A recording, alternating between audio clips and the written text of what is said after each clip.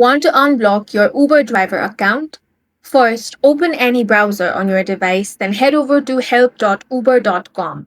Make sure to log into your account by entering your credentials. Once logged in, tap on the option of Driving and Delivering. Now scroll down and select Account and App. At the bottom of this section, find the option I need to contact support and tap on that. Here, you want to provide all the necessary details about your account, such as name on your account. Now enter your phone number.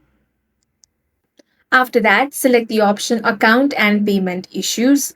Then, on this box, you need to type in your issue. You want to clearly mention that your Uber driver account is blocked and that you need assistance to unblock it. Now tap on the Submit option. Uber support typically replies within a few hours or a few days. They may ask for additional information to verify your account and proceed with unblocking. Once your account is reviewed and approved, you will regain access and can continue driving as usual. That's it for this video. If you found it useful, make sure to hit the like button and subscribe for more videos like this.